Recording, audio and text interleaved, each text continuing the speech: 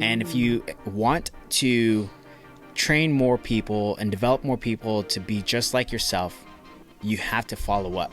You have to give them the guidance, you have to give them the direction, you have to be very clear, you have to be really good at communicating, but then ultimately you have to follow up, and that's where the fortune is. So the fortune's in the follow-up.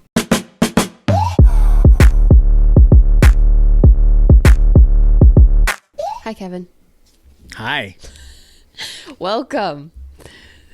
I'm so used to Kevin being in the driver's seat and then like me following Kevin's lead, and now it's like the roles are switched, and I'm like, it's one of those awkward pictures where it's like, I don't know what to do with my hands. Just keep them right here on your desk and you're okay. Right. Just don't move anything else. Just stare directly into the camera. It's so awkward because it's like you're down here and I feel like it's rude because I'm not looking at you. My laptop's over here, so I can't actually see you. I can only see you out of the corner of my eye. It must have taken a lot of training to do that. Well, I'm Asian. We're slant-eyed, so we can actually see out of the corner of our eye better. Oh, okay. That's the one benefit. One benefit? I bet there's several. Yeah, we're really good at math, I guess. But actually, it turns out that growing up, I was not good at math at all. And it wasn't until I got into college. I went from like intermediate algebra in high school to all of a sudden calculus, like trigonometry, calculus, and whatever. Like in high school, I was like a C student when it came to math. I think it's just because I was just lazy and I didn't care for math. It didn't do anything for me. Right. But it wasn't until college that all of a sudden I was like a 4.1 GPA student. I don't know. And all of a sudden I was like, I just figured out math really good. Yeah. Go figure. I was like a late bloomer. I still don't math at me. I don't understand math. I mean, I understand it, but I'm not going to be able to like do trig or even the new math, as people are calling it, with the kids. And I'm just like, I don't understand that. I think math is easier to understand when it actually applies to the kind of work that you do. Oh, 100%. Yeah. And money. Right? Yeah. Yeah. I agree. But anything else? Mm-mm. Yeah. I've never had to use the Pythagorean theorem for anything in real life. Right. And I've never had to use pie either in real life. Coconut or cherry? Exactly. Stupid. Oh, gosh. Hey, Jen. Yeah. What did the frustrated cannibal do? The frustrated cannibal? I don't know. He threw up his arms. Well, that would be the full cannibal, not the frustrated. Yeah. That's true.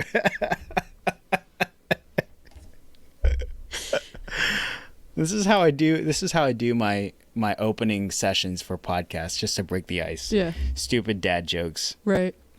Why did 7 never talk to 9? Why? Because 7, 8, 9. Oh my gosh. Oh my gosh. You know why I don't trust stairs? Because they're always going down? No, they're always up to something. Oh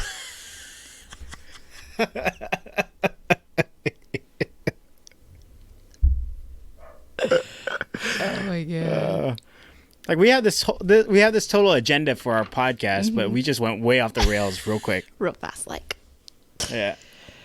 All right, so I guess back to the agenda. I'll introduce myself. I'm Jen. This is the Feral Business Owner Podcast. We are all just here trying to figure shit out. So we're interviewing people, figuring out where they are in their business life, where they are in their personal life, and sharing it with the whole worldwide waste of time. That's what my pastor calls it. WWW is the worldwide waste of time.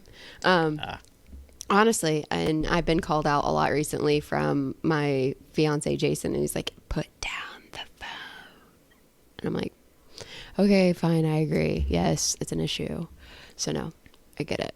But we're here sharing what we've learned, what we know, how we got here, because how I got here with the podcast is not what people think it is. And people don't know that we've been working up to this moment for a year and a half, 2 years. And there's a lot of content from that we're just now dripping out that people are like, oh, she doesn't look the same. You're right. I don't look the same. So, yeah, like I'm super excited to see what we make happen with this podcast. And Kevin is our producer for the podcast. He is our everything. I don't even know what label to correctly call Kevin. He's just our Kevin. Like, people are like, we have this conversation in the office and they're like, I'm like, I don't know, but I'm going to call Kevin. I don't know, but I'm going to call Kevin. Yeah. Yeah, I think I sent off an email to somebody because I was reaching out to them on your behalf, and I was like, how do I describe who I am and what do I do? And I just wrote, hey, I'm Kevin. I'm head of content for League of Contractors and Jennifer Clements. So that's the title that I labeled myself as head of content. Yeah, that works. We take it. Yeah. Awesome. So that's how we do things around here. We just figure stuff out. So tell us a little bit about who Kevin Lee is. I'm a content creator, and I work with brands, businesses, influencers, entrepreneurs to help them scale their business online through content creation. And I got to say, even some of the most best and brightest influencers I know are the worst at content creation. It's a lot of it just has to do with sometimes they just run out of things to say and do, and they just have a hard time putting it all together and putting it online. And when it comes to getting people to know, like, and trust you, I had to do that a lot in my previous life, in my previous line of work as a personal trainer. For 20 some odd years, I was a personal trainer, and I just had to do that same exact thing, get people to know, like, and trust me so that they actually want to work with me, because I wasn't helping people just lose weight. I was working with them 3 to 5 days a week, continuing to get them to know, like, and trust me so that they would commit to my programs and stuff. And so when it came to actually creating content, it was easy for me to take those principles and apply it to content creation, because it was all about getting people to know, like, and trust you. So make sure you're creating content that helps people know you, create content to help them to like you, and create content to help them to trust you. And once they know, like, and trust you, you pretty much can ask for just about anything, and they're going to be more inclined to say yes. And when it came to how I transitioned from being a personal trainer to being a content creator, I was creating workout videos for my clients when they would travel. And after doing so many of those, I thought I should probably post a lot of this stuff on YouTube, see what happens. And over time, my videos started getting picked up, and one video had over 250,000, 300,000 views in a really short amount of time, and it earned me 4,000 hours of view time that got my channel monetized. And within a short amount of time, I was making money off of YouTube videos. And it wasn't anything that was like massive, like it was a couple $100 a month. Yeah, but that's mailbox money, bro. Yeah, serious. I was blowing through that cash so fast. Right? Like, when you don't have to work for it, it's easy to spend it. Yeah. It's like, oh, I have money that I can spend right now. I'm just going to go to Amazon and just buy random stuff. Right. And so it wasn't long before I decided, oh, I'm going to retire from personal training because I'm just never home. And shortly after that, a fitness equipment brand reached out and said, hey, we'd love for you to produce our content. We'll pay you a nice salary and you'll get to travel around the world and stuff with us. And I was like, sure, why not? And so I just let my YouTube channel just kind of sit while I was producing content for other people.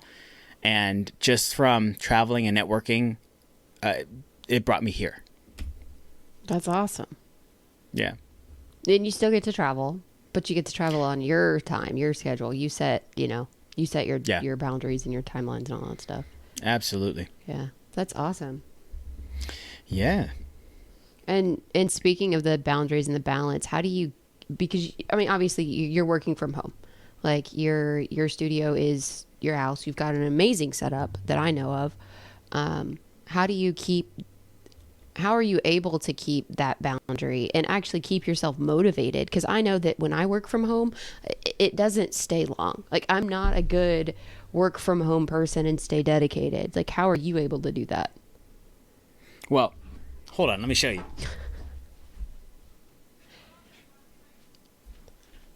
So I got this thing.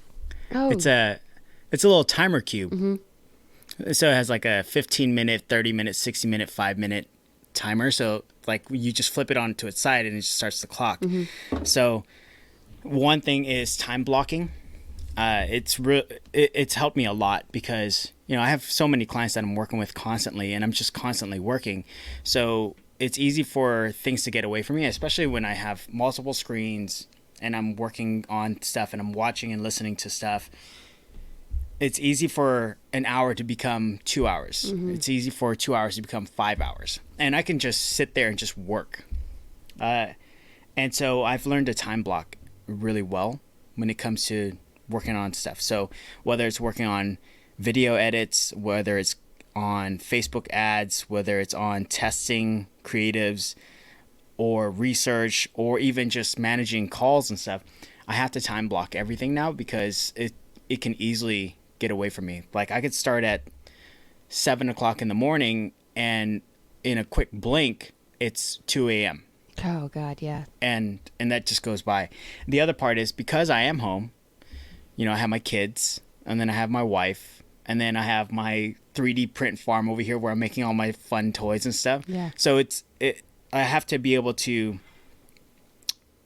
make sure that I'm still present for my family. Yeah. So when I walk out of these doors, even if it's just to go get a snack, get a drink of water, I'm walking around giving high fives and hugs and kisses and terrorizing my family to let them know that I'm still here.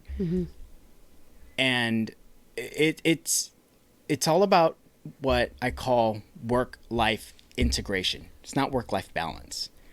So when my kids come around, they can actually come in here and play around with the production set back here. Like they can record videos and just play with that stuff or just sit on the couch and hang out. Like I want them to be part of my life. And even when I'm traveling for work, sometimes what I'll do is, this is kind of a smart way to do it. When I book travel for vacations, I'm also booking a day to do some work. I'll go and find clients out wherever I'm going to travel to, and I'll book a day where I'm just going to do some production work with them. So that actually pays for the trip. Even one time I was out in LA and my family was going to go and visit some other relatives and stuff. And I thought, you know, why don't we just do a day where we're going to be at Huntington Beach. We're going to stay at a really nice resort. The kids can go and do the water park and all that stuff and go to the beach. I'm going to disappear for a day. And that job paid for the entire trip plus the really expensive resort stay and all that stuff. Yeah. So they got to have that. And then after that day was done, I got to spend it with them and we got to really hang out and enjoy our family time together. So it's not about work-life balance. For me, it's all about work-life integration. So everything is folded into my line of work. And now that's not the case for everybody, but as a freelance content creator, that's what's been afforded to me, is being able to have that work-life integration. Right. That's awesome. That's a great way to put it. And I think that we're all searching for the magical key, whether it's a weight loss key or revenue key or balance key or relationship key. Like we are all looking for something. Not everyone's life is 100% put together. And I think that that's a great way to look at that for people who are looking for that advice and guidance in like, am I doing this correctly? Or am I, because I don't feel like I am. And sometimes we are doing it right, even when we feel like we're not. Yeah, absolutely. And I feel that I really married up. Like my wife is just a total rock star. And my friends will tell me that I married up all the time. Like, I get it. She's gorgeous. Like, stunningly hot. And then I'm like, what about me? I'm cool. You know? But it all started with a really serious conversation about how are we going to do this, because we wanted to raise kids. Yeah. We wanted to raise our kids up in a way that wasn't normal, like from what we've seen. Because growing up, my parents were always working. They owned a sweatshop, like a factory. And I was one of those child factory workers at 10 years old. Mm-hmm. So other than working for my family or working for my parents, I never saw my parents. they were always working. They were always gone. So we had, from time to time, we would have like a nanny or a babysitter or something like that. But we were pretty much left to our own devices. Right. That's And- back when, like, well, and I don't know how old you are, but like I'm the same way. Like my parents worked for forever, and if I to where I got too old to be rolling around in the back of a pickup truck with my dad, I was at home, and my mom was in school. Like my mom is an amazing. My mom's a nurse practitioner, and so she was in school. Like that's just what she was. Like she was in school for that purpose. If she wasn't that, she Yeah. was working in the nursing industry with a job. And I'm an only child, and so like I'm with you. Like we grew up in an era where there were like nanny wasn't a thing. Like it just wasn't. Like a babysitter for the evening wasn't really a thing. Like they threw some popcorn at you in a VHS, and they were like, "Here you go," you know, Yeah. like I had the TV. Power Rangers and Ninja Turtles was it for me. yeah. My mom would throw on some rice in the rice cooker, and then there would be leftovers in the fridge, and she would say something like, "Kevin, you eat the rice I'll make for you, okay? I see you tomorrow," and then that'd be it. Yeah. And that was the vast majority of my childhood, and I think I turned out okay because I had to fend for myself and learn some life lessons, life experience. Yeah. And I wanted my kids to still have some of that. Like I would abandon them from time to time, but I wanted them to have the full experience as they're growing up in their younger years, to have their mom and dad around a lot. So Yeah. they get those developing years, you know? Yeah. So that was a conversation that Tamara and I had about how we were going to navigate these waters, because she owns her own business. She's a graphic designer, content creator, and then I'm a video content creator. So we could be working all the time, but we needed to have that heart-to-heart conversation of like, well, we have 2 kids. How are we going to manage this? So it was a lot about You both wanted that level of success, right?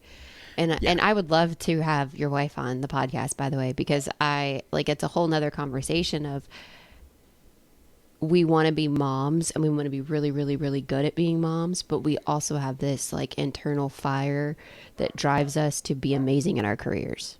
absolutely. And to have 2 fires going at the exact same time internally is something that not the whole women population understand or experience. Yeah. And so we're kind of like our own 1% group. And so I very much understand the conversation that you're having, because it's like, and very good for you for having that conversation and wanting to have that conversation and being understanding and loyal to the fact that you're going to have to carry the household at a portion of it, you know, like you took on the conversation as a whole aspect of like, together we are going to do this, and together we both have passions. So good for you for acknowledging that and having that conversation, because so many people don't have that conversation. They don't have that, I know you want to be successful, and how are we going to do it? Yeah. Like, I think that's really, really awesome. It took some pretty big battles between the 2 of us to come to that point, because, you know, she was like, "Hey, you got to watch the kids because I have these things happening right now." And I'm like, "I have these things happening. You watch the kids. I watched the kids the other day." She's like, "When did you watch the kids?" And it was always that battle. And that, you know, it got heated enough to where we're like, "Look, we got to figure this thing out." And the way that we figured it out was based on who was bringing in more revenue that could actually sustain the family. And if one of us was going to be able to work more and bring in more income to be able to support the family, then that's the person that should be working. The other would do whatever they can to support. And so we started looking at everything, and we realized that I like work a lot. Like I like work more than I like anything else. And she doesn't like work as much. She does like work, but she doesn't like work to the extreme that I do. Like I will stay up till the next morning working because I just Do you feel love like work. your work is a lot of your identity? Like, do you get a lot of your identity from work? I think I get a lot of my identity from my work ethic, but not from my work. That makes sense. Yeah, because I think even growing up, I was always the hard worker. I sucked at everything, but I was the hard worker. Yeah. As a football player, as a wrestler, as a artist, as anything at all, as a student, I was always the hard worker, but I was never really like the performer. And that is still true to this very day. Like my identity isn't tied to me being a content creator. My identity is tied to I'm Kevin Lee. I just do shit Yeah. and I go hard. Yeah. And you So say yes to a lot of things. I do. And because I'm willing to take on the challenge. And if I fail, I fail, and I'll own up to my failures, but I will take those failures and grow forward or fall forward with it or fail forward, right? And that's how I got here to this point, knowing how to do the things that I know to do, building the systems that I built, and then creating the kind of stuff that I create is because I was relentless in finding ways to solve problems. Right. Not making a name for myself as being Kevin the content creator. I'm just Kevin Lee. So I show up, ask questions, solve problems, and work to solve those problems. That's awesome. It's just that video and content creation is the vehicle that I use to do that. Yeah. And think about everybody that's benefiting from it, right? That's watching and learning and everything. Like, even when you came here to set up the podcast, like, you were recording everything that you were doing and the explanation and the why behind it. I haven't seen where that content's landed, but you've got an idea for it. And when you do release that content, it's going to help somebody. Like, they're going to be like, oh, okay. You know, whether it's one of your clients or it's somebody that wants to do what I'm doing with all of this. Like, I couldn't have done this without you. And that's why I asked, like, this is what I want to do. Can we do it? And you were like, duh. Yeah. Then here we are. And I love that setup. Your setup was, people don't understand, like, what they see there is not the entire space. No, it's not.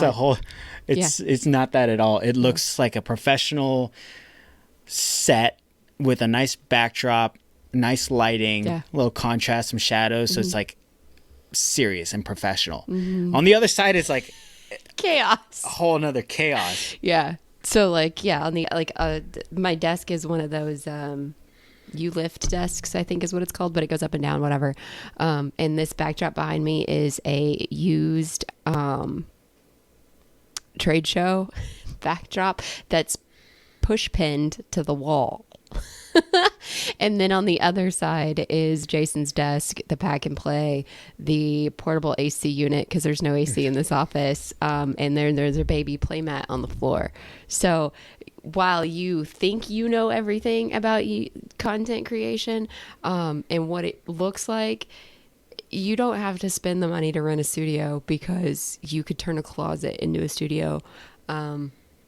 Yeah. And so I that's where it's like, we're all here just trying to figure shit out, which is like 100% the truth, because what people are projecting isn't real. Yeah, not at all. Not at all. This setup, the studio that you see here, wasn't something that I just put together. It took, let's see, I've been in this house for almost 3 years. Even this desk, I just put in like within the last month. So everything here in the space that you don't see has been a culmination of probably 3 years of work. Yeah. Probably about $70,000-$80,000 worth of equipment in this space alone. I didn't just shell out a credit card one day and did it. This took time and a lot of tooling and figuring things out. And how I even came to be able to set up studio setups for clients was I would actually do it here first, test out equipment, try different things, know what works, what doesn't work, and perfect it here before I go and perfect it or use it somewhere else. Yeah. So there's been several studio builds that I've done over the years just in this space alone. Like, just right behind me is another production setup. That's another YouTube space that I built. This is the second over here is the third. And then even just this one configuration, I can turn this desk around and have a whole different look that people haven't even seen before. Yeah. But that's all come from trying to figure shit out. Yep. That's what we do as entrepreneurs and business owners. Yeah. We're just trying to figure shit out. Yeah. And if you can be open-minded enough and not take like offense, or I'm looking for the right words. If you can just be open-minded enough to just hear and watch and listen, you can take something from, whether that's that conversation or that video or podcast, like whatever it is, like be open-minded enough to be like, dude, I don't have all this shit figured out.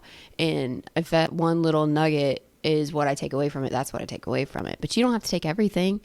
Like, just be open-minded enough to know that I only want that piece. Like that I want to try, and I think I can make that work, and that's okay. But that's part of figuring shit out, is knowing that it's like, I know that, and I've been to even some of the same seminars over and over and over again, and every time I walk away with a different piece. Because what I've done is I've taken that first piece from that first one that I've been to, and I've worked on it. Well, when you work on it, you change who you are. And so when you go back to that same seminar and you listen to it again, you're like, oh, well, now I can take this because I'm in a different mind space. Like, so even if you're re-listening to stuff that you've listened to and you've watched or whatever over and over and over again, because you're not the same person that you were the first time, you're going to be able to take that away, something different away. Yeah, absolutely. I agree. And that's very true in entrepreneurship, because as you get over certain hurdles, it transforms you. Yeah. And you could look back at a scenario and go, I could have handled things a little bit differently. And if you look at the past with that kind of lens and perspective, and you say, I could have done that differently, that means that you've had a transformation. That means that you're moving in the right direction. And I think it's same with books, literature, even watching content and videos, or taking courses over again. Same with reading the Bible. You get through the Bible, and then you read it again, you're gonna see that something hits you differently. Yeah. And that's true about being a business owner and an entrepreneur. Like, if you're in the trades and you started off as somebody who's a technician out in the field, and you do it, and then you decide, I'm going to run a business, and then you start scaling your business, and then you have technicians under you and you're working with them, you'll approach the same situation that they're facing, but with a different perspective. Yeah. Obviously, with years under your belt and experience and perspective, and even multiple ways of addressing issues and stuff. So always failing forward is such a good way to think about it, because winning is great, but I don't believe that it builds character the way that failing does. Right. So I like the idea of failing forward, and that's I hang my hat on the idea that I failed a hell of a lot, a lot. That's why I don't have any more hair. I thought that was because you had kids. No, I lost my hair before I had kids, and then I said I want to grow my hair again. My wife was like, "Don't do it. You have too many bald patches on your head. It just look ridiculous." I said, "Well, I can just take my hair and do it like a mohawk, take the sides and push it together towards the top with like something really sticky, and then it'd be fine." She's like, "Babe, you used to do that and your hair would separate here, so you would have this like bald spot towards the back, but you'd have a mohawk in the front and a mohawk in the very back. It looked ridiculous." You're like, and you're just now giving me this feedback now? Yeah. Where was the feedback when I was walking around? I think she tried to tell me. I think she told me. I just refused to listen to it. Yeah. Yeah. So. Such is marriage, right? Exactly. So, Jen, I'm going to turn this around on you since we're running out of time. Yeah. Because this is your line, but you've asked everybody else this. Mm-hmm. So we're all trying to figure shit out as business owners. What's one thing that you're still trying to figure out?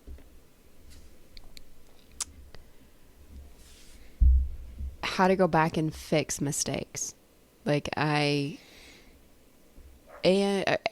to that, another thing that I'm trying to figure out is how not to be confrontational when someone points out something I need to work on. I take a lot of defense, and so taking criticism is not easy for me. And I feel like I've gotten a lot better at it. But whether it's business, personal, children, whatever, if I feel like I'm getting critiqued or someone gives me like, hey, you could do this better, like I get really defensive, whether I verbalize it or internalize it. That's something I definitely don't have figured out, is how to take criticism, and I need to be better at it. Yeah. What do you feel like you've figured out up to this point? I think that I figured out that I really like people. I very much genuinely can just show up and just have a genuine conversation with most people. Most people are receptive to me, and I need to lean into that. And I mean, I walked into like, and I kind of like, and I still prove it to myself because I walk into places, and even like last week I walked into an event and started interviewing people, and like, I had no idea where we were going before we got there. I had no idea who was going to be there. I had no idea about even the content of the event, but I had questions and I had a camera, and I was like, hey, do you mind if I ask you some questions? You've never heard of me. You've never heard of my podcast, but I would like to interview you. And they were like, okay, like, I need to lean into that. And like, so what I figured out is that I like people, and genuinely most of the time people are receptive to who I am. I don't know if it's because I'm short and I'm not intimidating. I don't know. I can easily say that I was witness to that, because I remember that first interview that you did, you had like pulled back into your shell. It was very interesting to watch, and you weren't necessarily timid, but you were just kind of feeling the waters and figuring things out. And once you broke past that first one and you got into the next one, by the time you were done with, I think it was like 16 different interviews, you were like, I don't even need my phone. I don't even have to look at the questions anymore. I'm just going to start flowing with it. Yeah. And you did such a phenomenal job. And that's when I was like, okay, she's got this thing. She's got this thing really good. Yeah. And I'm super excited. And that event led into the fact of like, I know how to do content creation, and it bled into my other business, which is Clements Electric with my dad and I. And the content that I created, it's not perfect by any means. And do I love it? No. Could it be tweaked better? Yes. But am I going to release it? Yes, I'm going to release it, because something is better than nothing at this point. And Absolutely. If I try to make it into absolutely perfection, one, I'm going to waste a bunch of money doing it because people don't care. And two, it'll never happen. So I just released what I've got, and the feedback that we're getting from it is like phenomenal. And my dad's even like, dude, I didn't think people were going to like this. And I'm like, yeah, they love it because it's us being us. It's just you being authentic, genuine, and what you see is what you get. And that's what's really important. I'm going to answer the same questions for myself. What's one thing that I'm still trying to figure out? And that is how to duplicate myself. That's the hardest part, is because I take on so much, because I feel that if I know even 5% of what it is that I need to know across multiple aspects of what I do, all the different channels of what I do, everything from content creation, scripting, ads, digital marketing, all those things, they all work hand in hand. If I understand it well enough that I can set expectations and guide a team along, like be an actual quarterback, then I think I'm going to be set. Whereas if I master just the one thing, I can only control that one thing. I need to be able to speak to all the different things. So being able to multiply myself, duplicate myself, and be able to run different silos at the same time, that's something I'm still trying to figure out. I'm still working aggressively at it, because I'll hire team members. I'll bring new team members on. I do these videos that I record all the steps and the processes, and I pass it on to them. Yeah. And then I follow up. And I guess that's part of the process, is there was a phrase that I heard once that was, the fortune is in the follow-up. And if you want to train more people and develop more people to be just like yourself, you have to follow up. You have to give them the guidance. You have to give them the direction. You have to be very clear. You have to be really good at communicating. But then ultimately, you have to follow up. And that's where the fortune is. So the fortune's in the follow-up. And the one thing that I have love figured that out too, because I'm sitting here and I'm processing what you're saying. Like the fortune is in the follow up. I'm like, my technicians need to call on their open estimates. like I'm sitting here going, that's where the money's at. We put in the time to put in the estimate. And where was the follow up? So like I even wrote that down. Like follow up on the estimates. Yeah, absolutely. And this is true at every aspect of business. So say you're doing a proposal, you send that proposal out, and then you just like let it sit. Yeah. You're leaving money on the table by not following up. And the same thing with, say, after you service somebody's home, why not do that follow-up call? And then also while you're doing that follow-up call, ask for referrals and ask for a Google review.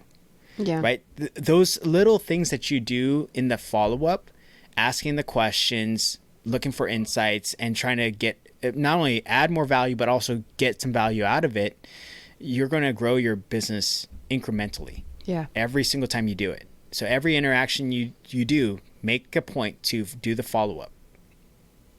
Yeah. The one thing that I've figured out is,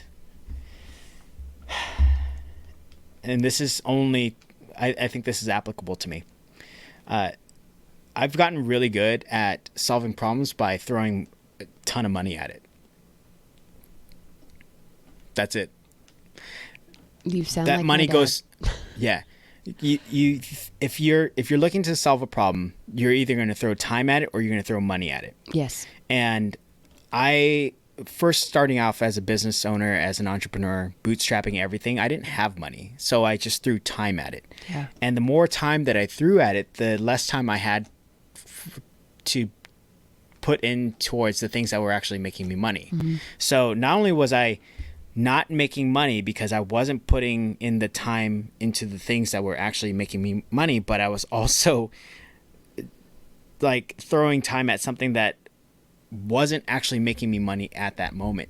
And it was a big risk. Right. So I learned that if I really want to save some time and I want to solve a problem and it's within my means to do so, throw money at it to solve that problem. And then however far that gets you, if it totally solves the problem, great. But if it doesn't solve that problem, it gets you a lot closer to solving that problem with time. Yeah. And then that way you can actually dedicate that time that you need to dedicate to the things that actually are generating revenue, to pay your bills, to do the things that you need to do, to grow your team, to scale your organization, scale your business, and to take it to the next level. If you're trying to go from 5 figures to 6 figures to 7 figures, there's only one of you, and you need to be able to scale and duplicate yourself. But at the same time, in order to solve the problems that are facing you right now, that's going to help you get to the next level, you have to throw some time and some money at it. And I've gotten really good at just straight up throwing money at it because I don't have that kind of time to just dedicate to learning something, to solving a problem. Yeah. And chances are the thing that I'm trying to solve, somebody else has already solved it. Yes. So why not just leverage their expertise, their knowledge, their resources, their tools, their products to actually help me solve my one problem Makes perfect sense. and save some time. Yeah. Yep. I agree. So Yeah. Awesome. Well, thank you for coming on and being a guest today. Like I'm not sure, like this is our first podcast, and so I'm just kind of like, I really don't know what I'm supposed to say here, but I feel like we're coming to an end. well, thank you for having me, and I appreciate you putting all the work that you've been putting in, and I think what you're doing is awesome, and I think that this is just the beginning. Yeah. I'm really, really stoked and really excited. And I really hope that I bring some value to someone. Whether it's sharing my own experience, my own story, my own whatever, or it's providing someone a stage and opportunity to share theirs. because we're all here just trying to figure shit out. There's no judgment. There's no, I feel like another good thing that I'm really good at is even if I don't believe in what you're saying, or if I don't buy into what you're saying, it's okay to still sit and listen to somebody. Like, it's okay to just be like, you know, it's the good thing of like, well, if you don't like it, you can turn the page. Like, you don't have to comment on it. You don't have to argue. You don't have to play devil's advocate. You don't have to anything. You just need to be a safe space, a safe sounding board. And, you know, and like a lot of people are like, just keep scrolling, you know, like instead of turn the page, keep scrolling. Cause you know, not a lot of people read a whole lot anymore of the actual books, but,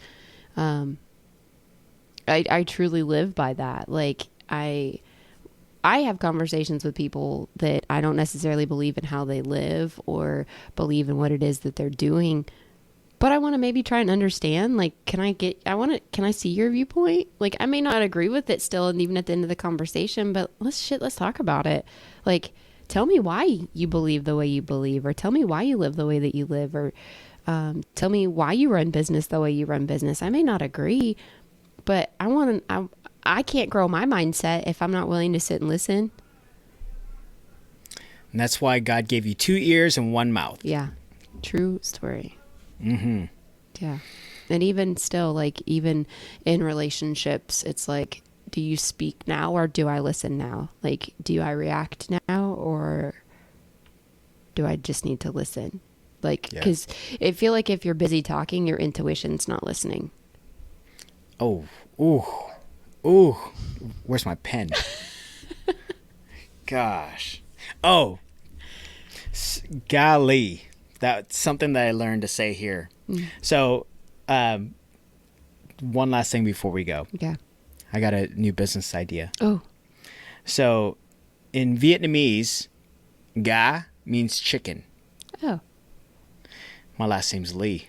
And I thought, if I ever wanted to open a fried chicken joint, like a Texan fried chicken joint that's Vietnamese influenced, it would be called Ga Lee. That is perfect. It is. So anybody who wants to go in on it with me, let me know. Yeah. Because I think if we're looking for investors. Yeah. For a dope, even like a Hainan chicken joint, because we don't have enough of those here. Like, we got fried chicken here, but Hainan chicken steamed with the right sauce, steamed rice. Yeah, that sounds phenomenal. And before we go, I would love for Kevin to share how you know you are picking the best Vietnamese restaurant to eat at. Dude, okay. So listen. For all of us Americans who don't know how to pick one, listen. Okay, so there are 4 or 5 rules. First, when you roll up to a Vietnamese joint and you're up in the parking lot, look at the sign. If there's a banner that says grand opening 50% off, and it's a little tattered, and if you Yelp it and it's been there for 15 years or longer, that's a legit Vietnamese place. Grand opening 50% off, but they've been around for 15 years. Mm-hmm. That's your first sign. Second sign is when you walk through the doors and the hostess sits you down and then is waiting to take your order right away. They're like, what do you want? That's the second sign. Third sign is when you ordered and your food is being brought out. And if you ordered the pho bowl, the Vietnamese soup, and it's the uncle who's wearing a tracksuit and a wife beater and probably a chain, and he's got the long thumbnails, and his thumbnails are in your soup as he's setting it on your table, that is the third sign.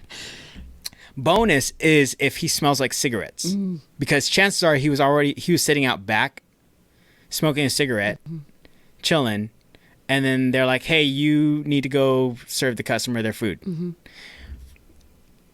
If he smells like cigarettes, that's a bonus.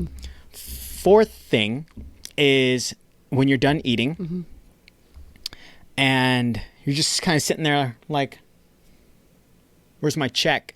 They don't bring you the check. A legitimate Vietnamese restaurant will never bring you the check. You have to go up there to the cashier and you have to pay. And then they'll ask you, what table were you sitting at? Or if you're the only white person there or non-Vietnamese person there, they'll know. They'll just know. They'll just know you're the one, you're the only one that was sitting over there. We put you on the crappy table. Yeah. And then lastly, most importantly, if the food is just downright amazing, you know, that's an easy one. But yeah, so those are my 5 rules for a legitimate Vietnamese restaurant. When you know that you're at a legitimate restaurant like that, those are the 5 rules. There you go. And that was one of the very first lessons I ever learned from Kevin Lee.